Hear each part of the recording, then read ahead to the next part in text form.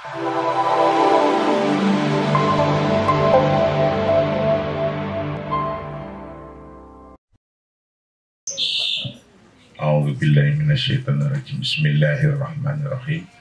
Alhamdulillahirrabbilalamin. Ar-Rahmanirrahim. Maliki yaumiddin. Iyyaka na'budu wa iyyaka nasta'in. Ihdinas siratal mustaqim.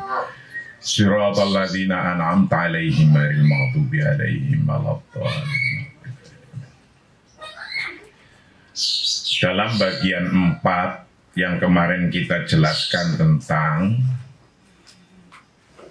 ekonomi Pancasila, apakah ekonomi ketuhanan sudah sesuai dengan hukum-hukum Tuhan, itu jika sumber-sumber hukumnya berarti ketika di negara kita Indonesia NKRI, negara berdemokrasi, itu aturannya berupa undang-undang, maka kemarin kita jelaskan yang terpenting adalah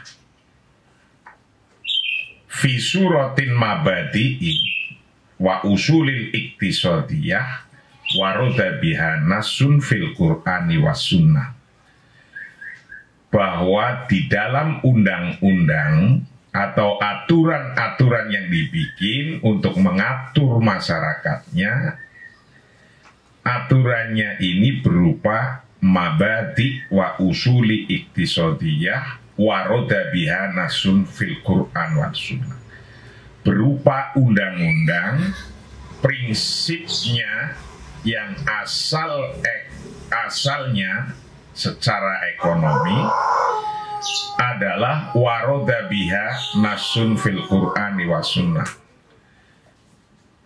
yaitu kembalinya kepada Quran dan Sunnah. Contoh-contohnya wala ta'kulu amwalakum bainakum bil batil, dalam Al-Quran banyak kemarin.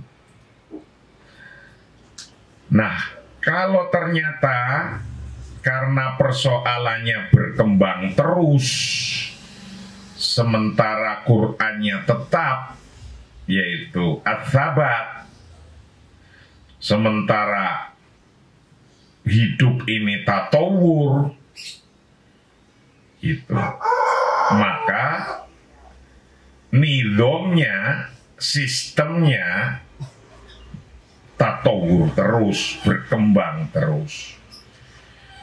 Nah, jika tidak ada atau tidak ditemukan nas yang sharih, yang jelas dalam Quran dan Sunnah, maka yang kedua, itu yang tadi pertama, yang kedua modelnya adalah surah An-Dimati wa Tasbiqati li usulil Islam wa mabadi'ihi al-iktisadiyah fal anzimatu wa tasbiqatul iktisadiyal islamiyah wa ingkanat wad'iyah bi'tibari juhudil a'immati wal mujtahidin. Nah ini, kalau ternyata di dalam hukum Tuhannya, nas Al-Quran dan hadisnya tidak ditemukan secara sharih, maka para imam, para ulama mujtahid itu juhudil ahimmah wal mujtahidin fistimbatiha wastikro'iha, maka dikembalikan kepada para ulama, para mujtahid, orang-orang yang ijtihad. Contohnya apa? Negara Indonesia itu sendiri, perintah di sebuah negara adalah suruh adil, tapi bentuk negara nggak diperintahkan modelnya kayak apa. Yang penting adil, Maka ketika umat Islam membentuk negara, ya menjadi beda-beda.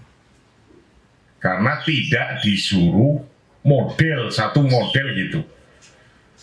Adanya adalah ijtihadnya ulama. Tidak disuruh menjadi model khilafah, kayak gitu, nggak disuruh kayak gitu. Maka di Malaysia ketemu negara model Malaysia, di Brunei ketemu Brunei, di Saudi ketemu model Saudi, di Mesir ketemu model Mesir, di Indonesia ketemu model negara Indonesia yang berketuhanan. Nah, ketika ulama, para imam mempunyai peran untuk ijtihad, menemukan hukum-hukumnya, sebagaimana negara Indonesia, Undang-Undang Dasar tentang ekonomi, itu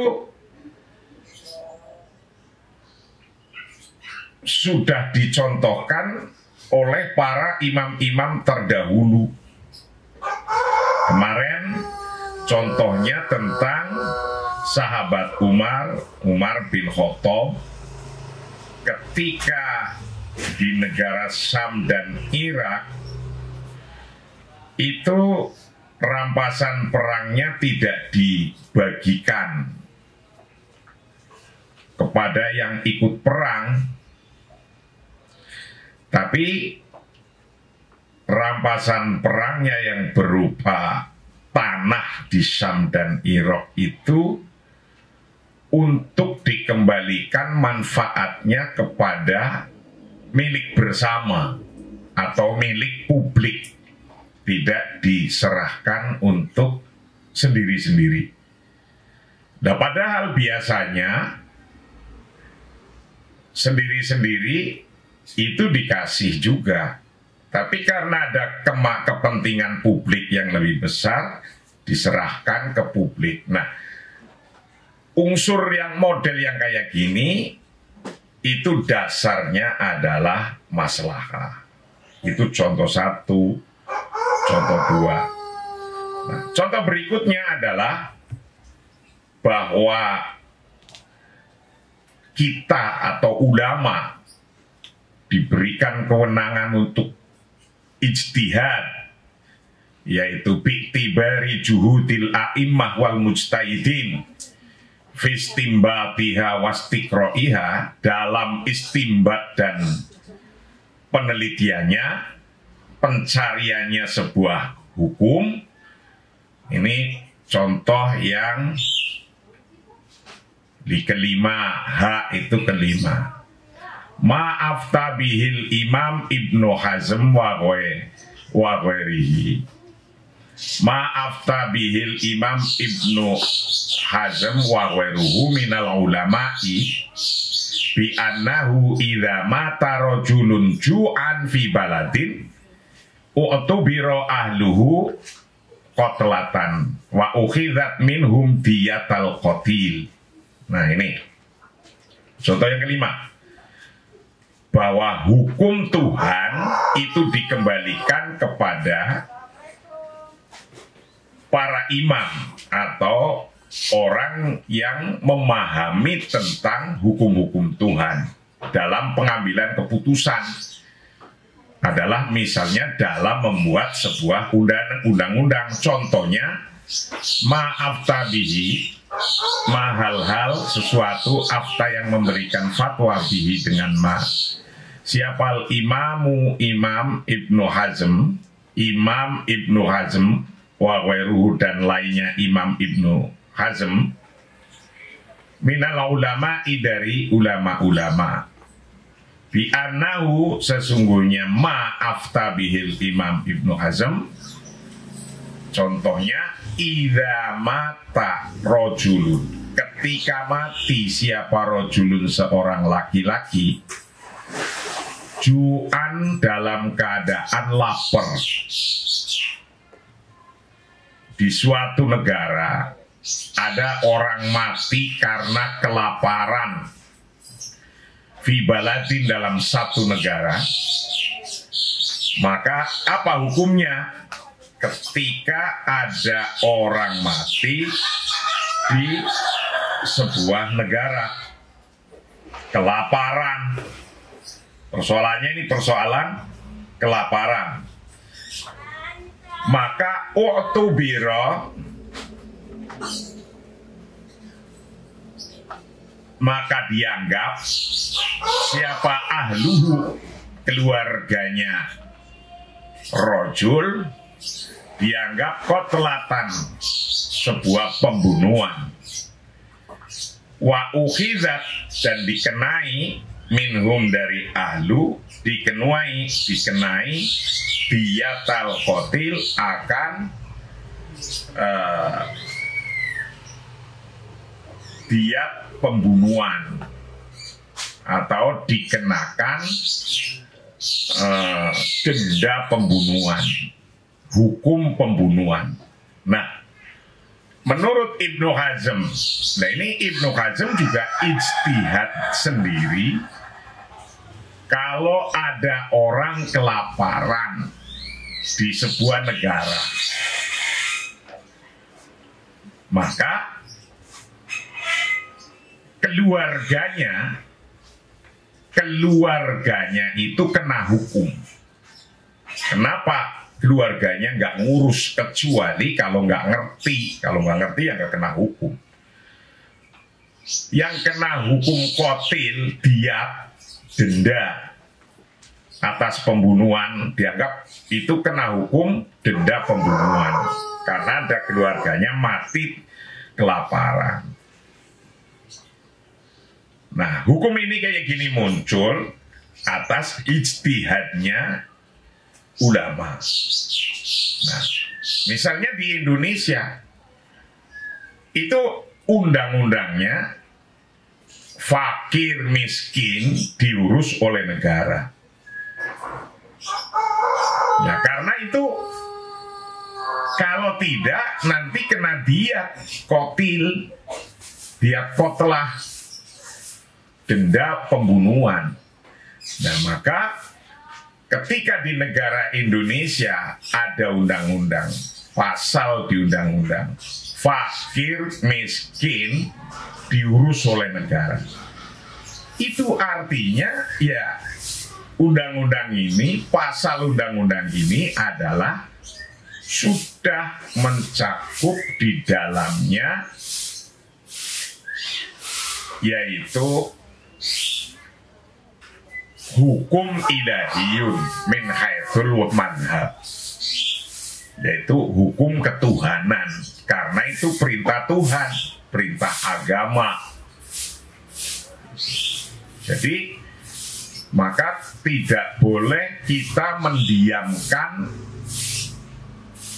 orang itu meninggal karena kelaparan. Itu artinya apa? Kita sebagai bangsa, sebagai umat Islam, kalau ada orang lapar, kita punya, ya tidak boleh didiamkan, menjadi fardu kifayah kita.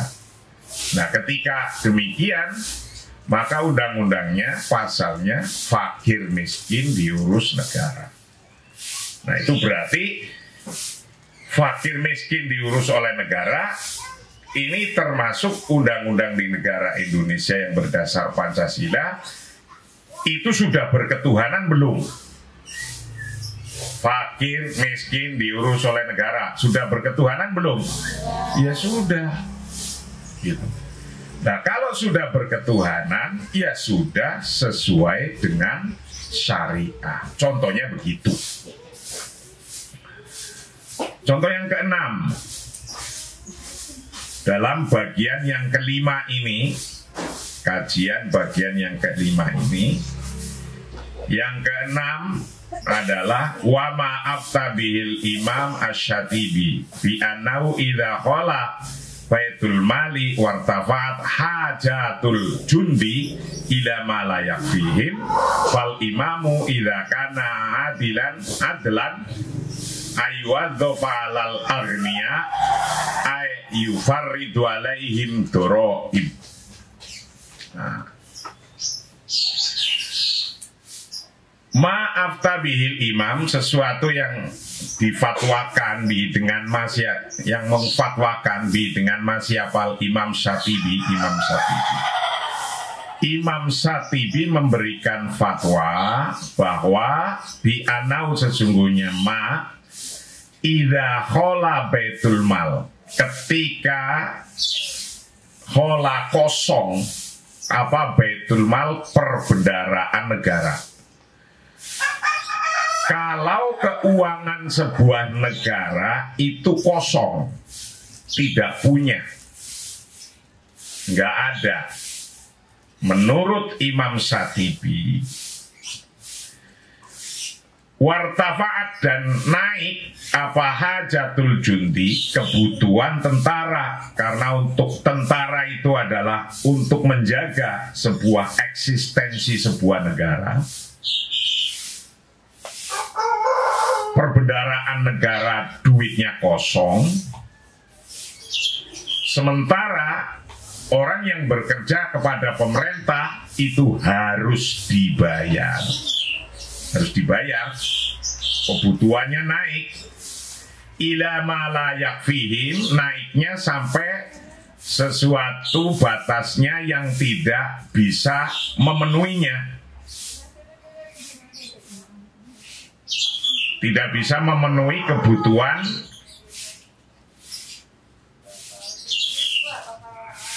anggaran belanja negaranya nggak terpenuhi,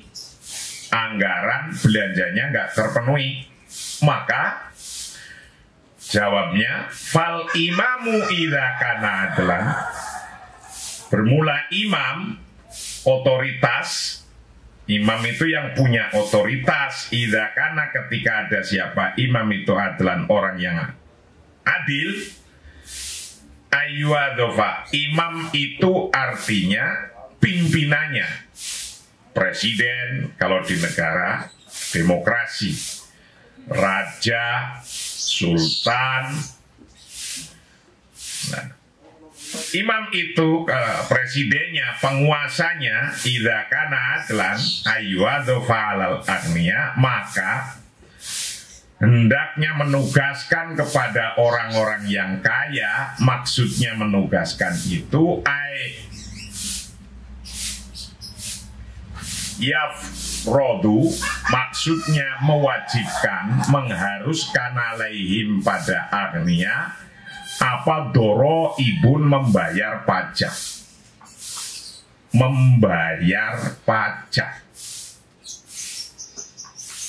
Jadi ketika baitul mal, perbendaraan sebuah negara tidak ada uang, tidak cukup untuk membayar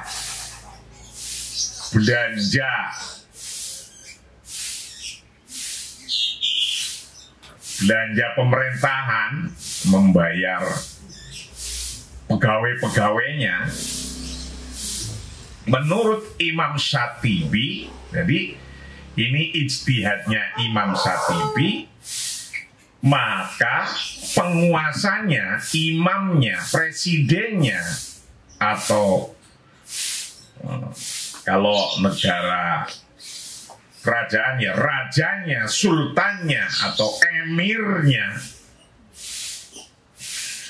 itu bisa menugaskan orang lain untuk, atau petugas untuk memungut pajak doroib.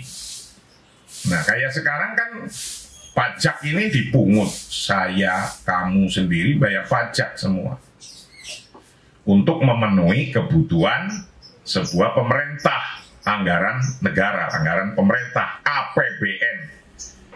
Ketika APBN-nya itu tidak mencukupi untuk membayar belanja,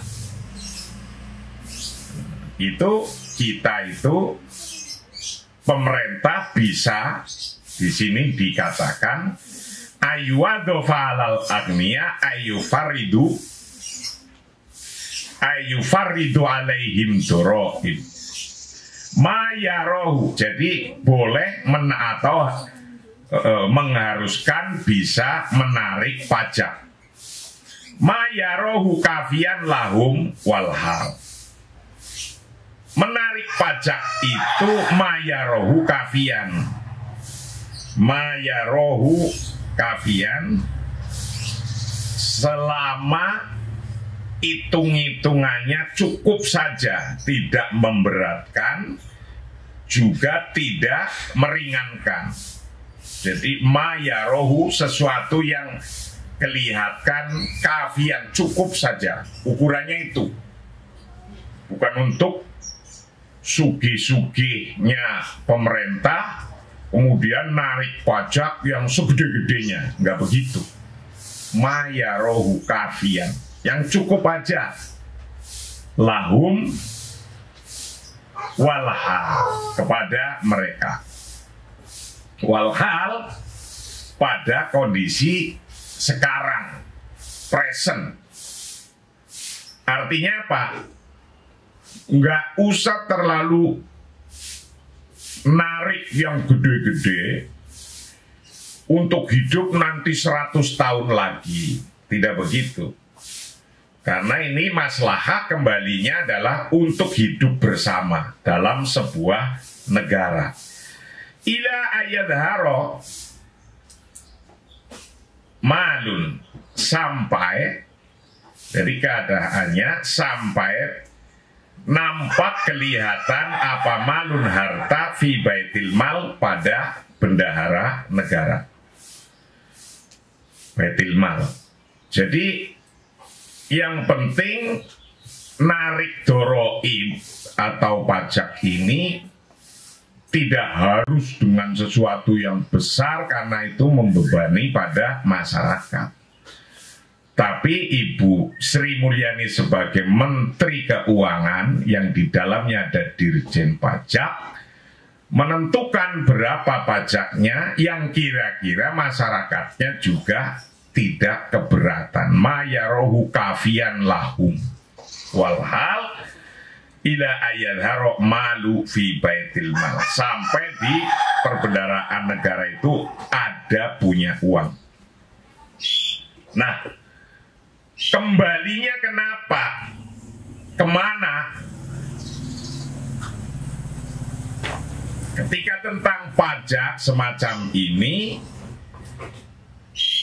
entah namanya apa di sebuah negara, ada yang namanya tax, ada yang namanya pajak, ada yang namanya doroib.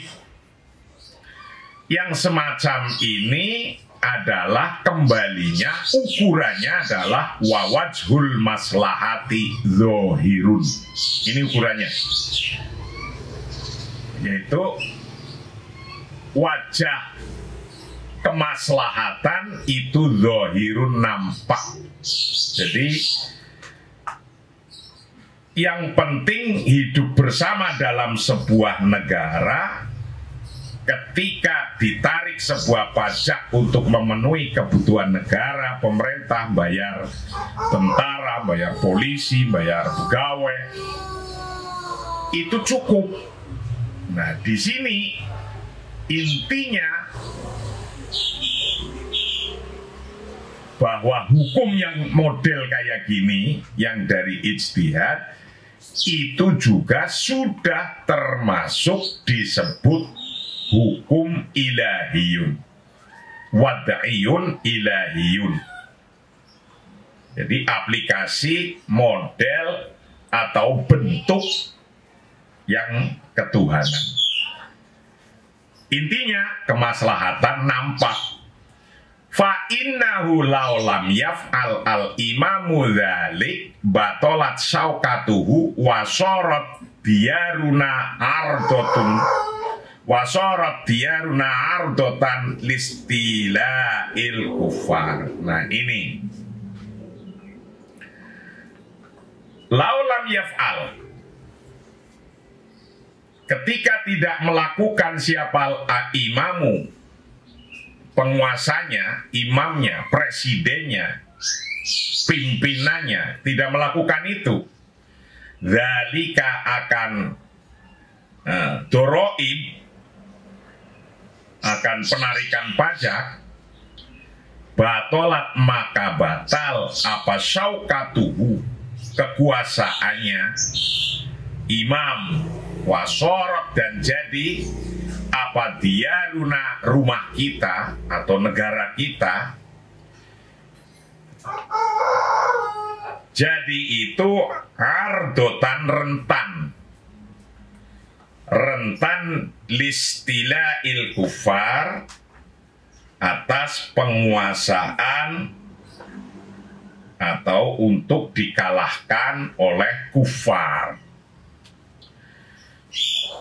Andai saja pimpinannya, presidennya tidak mau menarik doroib, pajak yang untuk membiayai negara itu, pemerintah itu, maka pemerintahan negara itu akan dianggap rapuh. Dan ketika dianggap rapuh, tidak ada jadi wasorot diaruna ardotan, maka negara kita dianggap negara yang lemah. Kalau sudah dianggap negara kita negara lemah, musuh akan mudah menyerang. Padahal kita harus melindungi negara ini dari musuh-musuh bersama. Gitu. Maka sehingga menarik pajak secukupnya untuk membiayai perjalanannya sebuah pemerintahan itu menjadi boleh. Nah, ketika menjadi boleh semacam ini, menarik pajak untuk memenuhi kebutuhan pemerintahan negara agar tetap bisa bertahan, tidak diremehkan oleh musuh-musuhnya, maka menurut fatwanya Imam Syatibi boleh menarik pajak. Dan itulah yang dilakukan oleh negara Pancasila ini, negara Indonesia ini yang kita anut, yang sekarang kita hidup. Berarti ketika negara mewajibkan masyarakatnya membayar pajak, menurut Imam Syatibi itu sebuah kemaslahatan yang zahir, yang nampak. Maka karena ini dianggap sebuah kemaslahatan yang zahir, berarti membayar pajak yang pajaknya untuk membiayai sebuah pemerintahan dan negara itu sudah termasuk hukmun ilahiyun, hukum ketuhanan, hukum Tuhan yang sifatnya istimbat, istiqroknya oleh mujtahid. Paham? Berarti jadi negara yang suruh bayar pajak sudah sesuai syariah belum? Ya kayak gitu. Itu. Ini yang keberapa? Contoh yang keberapa tadi? Contoh yang ke-6. Contoh yang ke-7. Ma'afta bihil Imamul Mu'iz ibnu Abdissalam hina jama'a sultan Qotas Kudot wa ulama imis li husuli ala muwafaqatihim fi akhdhil amwali minas sya'bi listi'anati biha ala jihadit tatar fa'akadu ma abdahu bi annahu la yajuzu dhalik illa bisyartin ayyuk khodama indal umara'i minal hawaidi ay al-qoladat. Nah, ini contoh yang ke-6. Contoh yang ke-7. Artinya apa? Para imam, para kiai, para ulama, kalau itu dianggap maslahat atau dibutuhkan maslahat penting, sementara dinasnya tidak ada, maka ijtihad. Nah, ijtihadnya para ulama itu, maka di dalam Nahdlatul Ulama itu selain kita ngambil resource hukumnya dari Quran, hadis adalah kalau yang belum ada ya tinggal ijtihad. Ini urusannya timbangannya maslahah apa tidak timbangannya. Contoh yang ketujuh, maaf tabihi, hal-hal sesuatu afta yang memberikan fatwa bi dengan mas siapal Imam Mu'aiz ibnu Abdussalam, Imam Mu'aiz ibnu Abdussalam. Hina jama'a sultan, ketika raja sultan mengumpulkan Sultan Kotas Gudot, ketika Sultan Kotas Gudot wa ulama Imis dan ulama Mesir mengumpulkan di Husul. Jadi ada dulu di pemerintahan Mesir sebelum ini, sebelum kepresidenan kayak kita, kan kerajaan juga di Mesir, namanya Sultan Kotas Gudot. Itu kumpul dengan para ulama di Mesir ketika tahun itu lil husul, untuk menghasilkan ala muwafaqatihim fi akhdil amal, atas kesepakatannya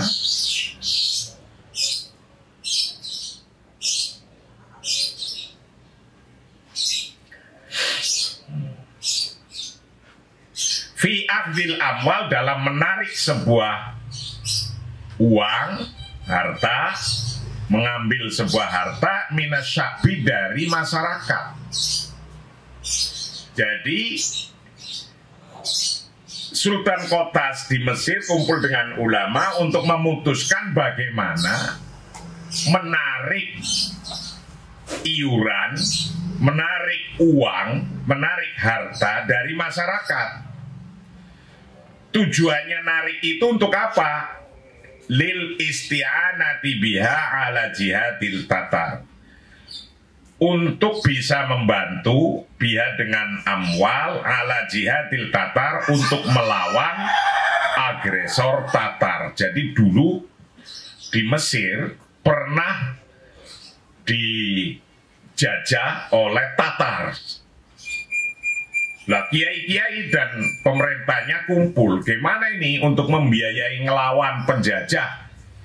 Kalau contohnya dulu di Indonesia ngelawan penjajah Belanda dan Jepang, kemudian presidennya beserta kiainya musyawarah, sebagaimana Bung Karno dulu ketika mau 22 September ada resolusi jihad, itu kan karena musyawarahnya antara Bung Karno dan Hadratus Syekh. Kemudian ada fatwa jihad. Nah, maka berkumandanglah arek-arek Surabaya Allahu Akbar, Jenderal Malabi sampai terbunuh. Nah, sekarang kalau urusannya dengan kebijakan keuangan, ketika di Mesir dulu, menurut Imam Mu'aiz bin Abdussalam, itu diserang oleh tentara Tatar, maka kiai-kiai Mesir, ulamanya dan sultannya rapat untuk mengambil kesepakatan tentang menarik uang untuk membiayai perang lawan Tatar itu. Fa'akadu ma'abdahu bi'annahu, fa'akadu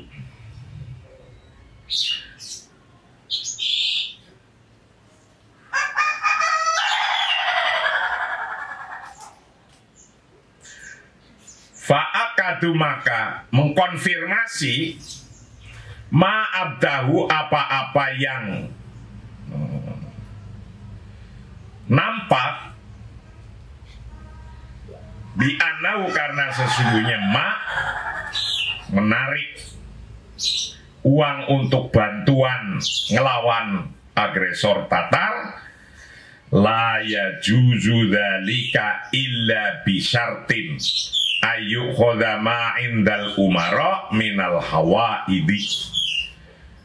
Ternyata Imam Muiz memfatwakan begini. Menurut Imam Muiz, la yajuzu, tidak boleh, apa dzalika akhdul amwal, mengambil, menarik uang, illa kepada masyarakat. Jadi tidak boleh narik uang kepada masyarakat illa bisyartin, kecuali dengan syarat. Syaratnya apa? Ayu khoda, untuk yang diambil, yang dimintain hartanya, ma indal umaro, apa-apa indal umaro, bagi orang-orang yang kaya raya, amir-amirnya, prince-prinsnya. Jadi karena ini di negara, bukan kayak negara kayak gini, bukan negara kayak Indonesia, yang ditarik dulu itu umaroknya, prinsip-prinsipnya, prince atau pangeran-pangerannya, atau kalau di sini ya menteri-menterinya dulu ditarik ijak sebelum ke masyarakat, begitu. Minal hawaidi ay al-qoladat, dari ditarik misalnya tentang gelang-gelang. Orang yang punya gelang ini kan zaman dulu, kalau zaman sekarang uang, gelang emas, al-madhabab wal alat. Nah ini emas-emasan dan alat-alat anafisah yang bagus, yang indah, berarti perhiasan-perhiasan, alat-alat perhiasan. Itu yang disuruh ngambili atau disuruh narikin untuk ikut biayai, itu adalah pangeran-pangerannya dulu. Artinya apa? Orang-orang yang kaya dulu, kalau masih memungkinkan, jangan membebani rakyat.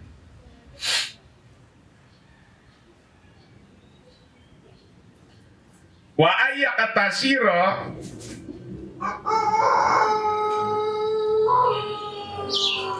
wa ayyaktasira, dan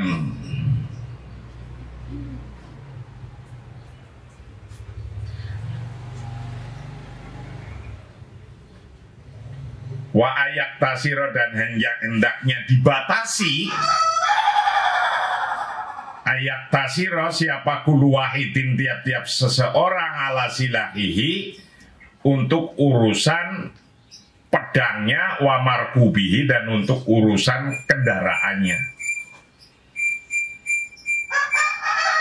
Fa'idha lam yakfi, ketika tidak cukup, sudah narik ke para orang-orang kaya, nggak cukup untuk beli pedang, jadi untuk beli alat-alat senjata yang sangat dibutuhkan. Berarti kalau dulu pedang, kalau sekarang senapan, bedil, AK. Kalau dulu kuda, kalau sekarang tanknya. Pokoknya untuk memenuhi persenjataan dulu. Nah, kalau fa'idha lam yakfi, maka ketika tidak cukup, apa dzalika, hal itu narik kepada orang-orang yang kaya saja, umaroknya, pangeran-pangerannya, kalau itu negara berbentuk kerajaan. Kalau di Indonesia ya orang-orang kayanya yang ditarik dulu. Jaza, maka boleh apa akhdu amwalin, mengambil harta, narik pajak, minas sya'bi, dari masyarakat, biqadril hajah, sesuai dengan ukuran kebutuhan, jangan melebih-lebihkan. Itu. Kalau tadi pendapatnya Imam Syatibi yang nomor 6, bisa langsung narik pajak kepada masyarakat untuk kebutuhan kemaslahatan sebuah negara jika perbendaharaan negara kosong. Nomor 7, pendapatnya Imam Muiz bin Abdissalam, narik pajaknya itu untuk memenuhi kebutuhan negara itu pada orang-orang kaya dulu. Maka kalau sudah ditarik pada orang-orang kaya dulu, kok belum cukup, ya di bawahnya lagi. Jadi pajak itu ada standarnya. Bagi yang penghasilan orang dianggap orang miskin, ya mestinya nggak kena pajak. Itu yang kena pajak yang dianggap kecukupannya cukup baru kena pajak. Nah itu kalau di Indonesia melakukan begitu, itu artinya sudah urusan perpajakan adalah sesuai dengan hukum Tuhan. Jadi ini Pak Presiden Jokowi sama Ibu Sri Mulyani jangan asal narik pajak. Kalau orang miskin adalah malah dikasih hasil dari pajak. Jadi orang itu cuma dibagi dua, yaitu pembayar pajak dan penerima pajak. Kalau dalam Islam, orang itu dibagi dua dalam hal ekonomi, yaitu pembayar zakat dan penerima zakat. Bagi pembayar zakat, diambil haknya zakatnya. Bagi pembayar pajak, ditarik pajaknya. Tapi bagi para orang-orang yang masih miskin, itu punya hak untuk dibiayai oleh negara. Orang miskin jangan ditarik pajak, yaitu aturannya, saya nggak tahu ini Ibu Sri Mulyani berapa itu. Kalau gaji 5 juta masih kena pajak apa enggak? Padahal kalau 5 juta hidup di Jakarta, kontrakan 2 juta, tinggal 3 juta, transportasi 1,5 juta, sudah 3.500.000. Makan, punya anak 2, istri 1, 1,5 juta, nggak cukup itu. Nah orang yang gajinya 5 juta misalnya, mestinya ini nggak usah bayar pajak. Karena apa? Karena orang yang masih segitu itu kelas penerima pajak. Nah itu hukum Tuhannya kayak gitu. Ini saya harus dicari tahu, coba ditanyakan itu orang Indonesia nggak kena pajak siapa? Orang yang gajinya berapa? Begitu pula ketika listrik berapa harganya, berapa subsidinya, berapa.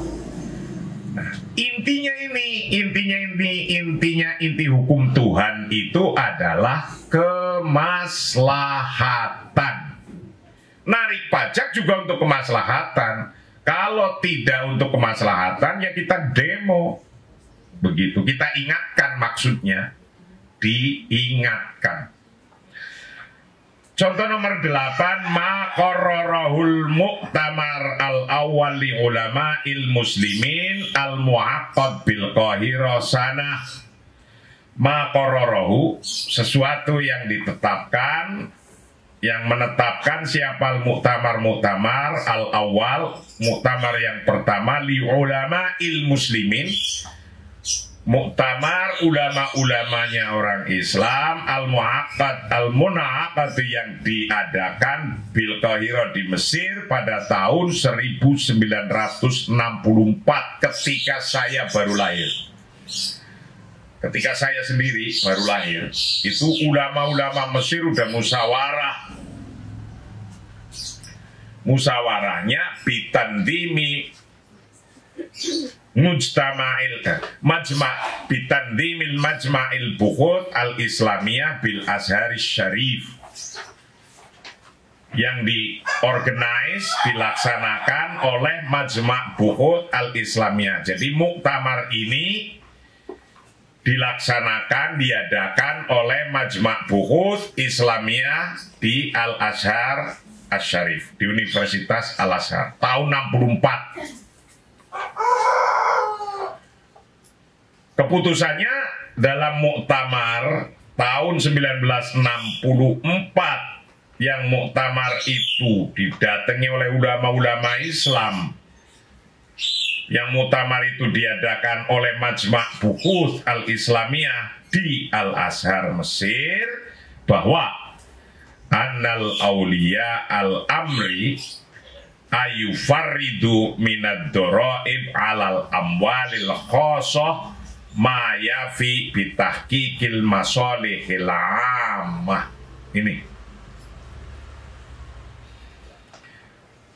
Ini keputusannya dalam muktamar, yaitu annal awliya al amri, sesungguhnya penguasa. Waliul amri itu penguasa. Kalau di Indonesia ya presiden. Maka dulu Soekarno presiden pertama Indonesia dikasih gelar oleh NU, oleh Nahdlatul Ulama. Gelarnya adalah Waliul Amri Ad-Dururi Bisyaukah. Waliul Amri. Jadi Waliul Amri itu ya macam-macam bentuknya. Ada presiden, ada sultan, ada raja, ada emir. Ya macam-macam lah, sesuai dengan keadaannya di negara itu. Itu namanya Auliyail Amr, Waliul Amri. Nah, Waliul Amri ini berarti presiden atau penguasa, begitu.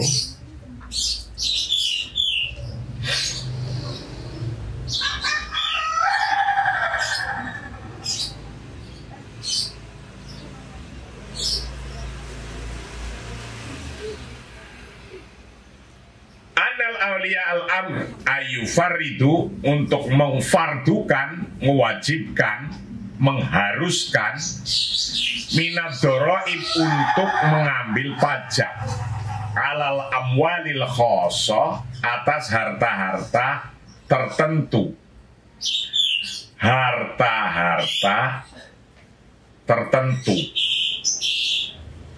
Gitu.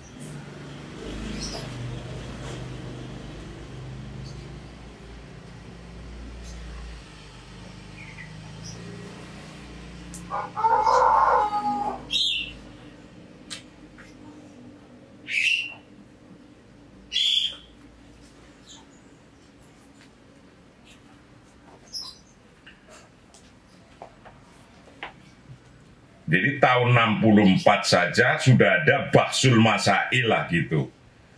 Kalau di Indonesia itu namanya bahsul masail di NU. Nah ini bahsul masail di Al-Azhar. Bahwa pemerintah itu bisa boleh narik pajak yang khusus mayafi, untuk hal-hal yafi, untuk memenuhi bitahqiqil masolihil amah, untuk merealisasikan kemaslahatan umum. Jadi kalau kemaslahatan umum dibutuhkan jalan, infrastruktur, kemudian waliul amrinya narik pajak untuk bikin jalan tol, bikin pelabuhan, yaitu untuk bitahqiqil masolihil amah, untuk merealisasikan kemaslahatan publik, kemaslahatan umum, maka itu boleh seorang presiden narik pajak.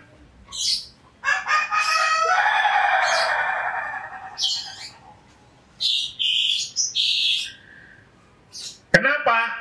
Wa inna min haqqil awliya'il amri, karena sesungguhnya hak pemerintah atau presiden, awliya'il amri, punya hak fi kulli baladin, di tiap-tiap negara, ayahidu, untuk bisa membatasi min hurriyatit tamliki, dari kebebasan kepemilikan, bil qadril ladzi yakfulu, dengan ukuran yang bisa menanggung dar al mafasid, akan menolak kerusakan,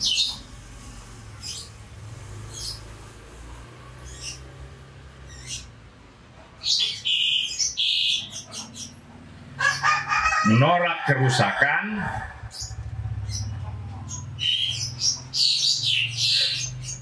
wa tahqiqul masalih, dan merealisasikan kemaslahatan ar-rajihah yang rojih, yang unggul, yang diutamakan, yang rojih. Jadi sebuah penguasa, presiden bisa narik pajak untuk kepentingan kemaslahatan umum. Itu. Misalnya untuk bikin jalan, untuk bikin sekolahan.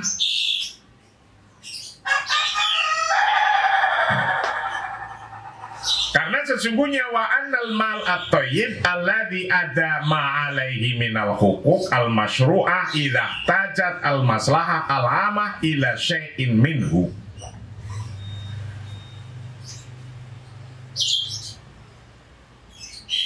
Ukhidha min sahibihi nadra qimatihi yauma akhrihi.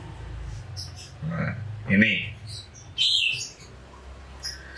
wa anal mal, karena sesungguhnya harta atau yang baik, kalau kita punya harta yang baik, alladzi ada ma alaihi minal huquq, yang telah diselesaikan hak-haknya al-masyru'ati, yang disyariatkan, idza tajat, ketika membutuhkan apal maslahatul amah, kebutuhan umum, ila syai'in manhu, pada sampai pada hal-hal tertentu, ukhidha min sahibihi, maka diambil dari pemiliknya, nadhira qimatihi, sekedar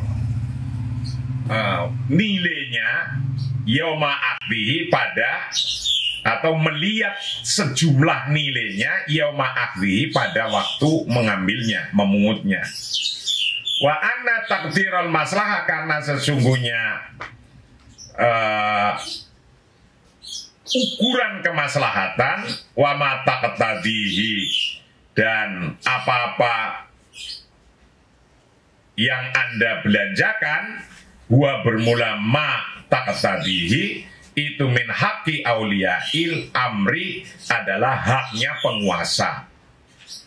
Wa alal muslimin, bagi orang muslim, apa ayat suddu, untuk memberi masukan ilaihim, kepada auliyail amr, memberi masukan an-nasihata, akan kritik-kritik nasihat, in ro'au, apabila muslimun melihat, fi taqdirihim, dalam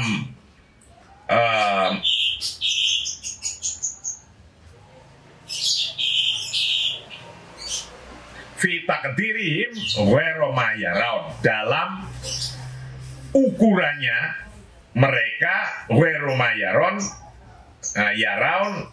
melebihi sesuatu kepantasan, atau melebihi sesuatu yang kita bisa lihat sehari-hari, melebihi kepantasan. Jadi pemerintah punya hak untuk mengambil pajak. Besar kecilnya itu harus disesuaikan kepentingannya untuk kepentingan maslahatil amah. Berapanya disesuaikan dengan kekuatan hari itu, masyarakat hari itu. Kenapa boleh begitu? Karena pemerintah itu punya hak, wa anna taqdiral maslahah, untuk menentukan kemaslahatannya, mau bangun jalan, mau bangun sekolah, mau bangun infrastruktur apa, itu yang tahu adalah waliul amri, huwa min haqqi auliyail amri. Nah, kita sebagai umat Islam, apa kalau terjadi penyimpangan kepada waliul amri, pemerintah kita, para menteri-menterinya nyimpang, maka kita wa'alal muslimin ayyasuddu ilaihim an-nasihah. Ya kita kritik, kita ingatkan, kita demo gitu kalau di sini. ayasuddu ilaihim an-nasiha in ra'au fi taqdirihim wero mayaron. Kalau kita melihat mereka keluar dari yang sudah kita putuskan bersama, itu harus diingatkan. Nah, ini contoh hukum Tuhan yang sifatnya wadai min haitsu nizam, yang sumbernya dari ijtihadul ulama. Contoh-contohnya ini, ijtihadul ulama ini diambil dari pendapat-pendapatnya ulama. Nah, ini semua pendapat-pendapat kayak gini sudah tertulis. Kita umat Islam hari ini mudah, tinggal ngikutin, dikiaskan para pendapatnya ulama yang dulu. Itu tertulis di dalam kitab-kitab fikih, kitab-kitab klasik, turos, dan pesantren itu ngaji kitab ini semua. Nah, jadi kita nggak usah bingung kalau ada orang masih ngomong negara kita masih belum negara bertuhanan, negara tauhid begitu. Padahal kita cara ngukurnya ini pakai kitab kayak gini diukur. Contoh, bayar pajak enggak? Bayar pajak. Nah, boleh enggak hukumnya bayar pajak? Gitu. Di sini boleh, berarti undang-undang perpajakan dibolehkan. Di sini artinya sudah termasuk mengikuti hukum Tuhan. Tapi karena orang cuma dibagi dua, penerima pajak dan pembayar pajak, maka yang penerima pajak itu yang penghasilan berapa, yang pembayar pajak yang berapa. Sebagaimana penerima zakat yang seberapa, pembayar zakat yang seberapa. Jadi tidak boleh pemerintah menggebyah-wantah semuanya. Nah, kalau itu dijalankan, maka hukum membayar pajak untuk kemaslahatan umum menurut pendapat-pendapat yang kita baca, ijtihadnya para ulama ini, termasuk ijtihadnya Imam Syatibi, ijtihadnya Imam Mu'izz bin Abdussalam, para ulama-ulama Mesir tahun 64, muktamar di Al-Azhar yang diajarkan oleh Majma' Buhuth, itu membolehkan narik pajak asal kemaslahatannya untuk kemaslahatan umum. Tapi orang miskin yang penghasilannya berapa, karena fakir miskin dibiayai negara, masa suruh bayar pajak? Kan nggak mungkin. Fakir miskin mendapatkan hak pajak.